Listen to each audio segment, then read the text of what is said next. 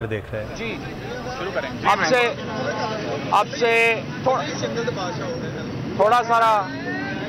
थोड़ा जगह देखिए, आपसे कुछ देर कबल अबाउट 45 मिनट की मुलाकात सदर ममलिकत आरिफ अलवी साहब की इमरान खान साहब से जो है वो ख़त्म हुई है। इस मुलाकात में नए आर्मी चीफ के तकर्रुर से मुताल्लिक आईनी, सियासी और कानूनी अमूर जो हैं वो ज़ेर बहस आए। इमरान खान और सदर आरिफ अलवी ने तमाम पहलुओं से इस तकर्री का अहाता किया है।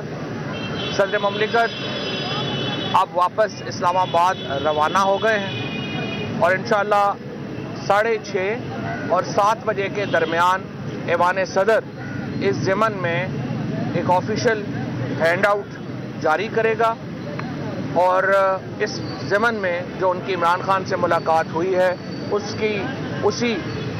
उसके पेश नज़र वो उसमें अपना जो मौक़िफ़ है, अपनी जो गुफ्तगू है वो इंशाअल्लाह ताला दे देगा और इंशाअल्लाह ये तमाम जो मामलात हैं वो आइन और कानून के मुताबिक होंगे।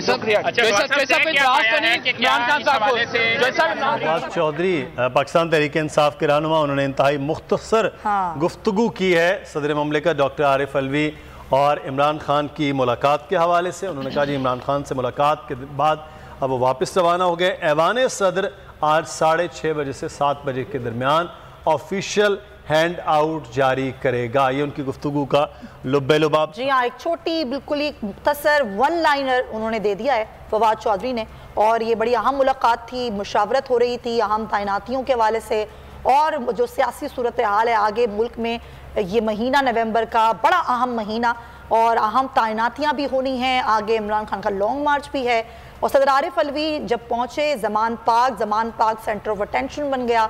मुलाकात हुई, कोई 45 मिनट तक मुलाकात रही और उन्होंने बता दिया है कि आज ही ये बाकायदा तौर पर ये अच्छा। एतजाज़ एहसन साहब हमारे साथ मौजूद हैं, मारूफ माहिर कानून है, उनसे हम बात करते हैं। बहुत शुक्रिया आपका एतजाज़ साहब। कुछ कानूनी नुक्ते हैं कि दस्तयाब कानूनी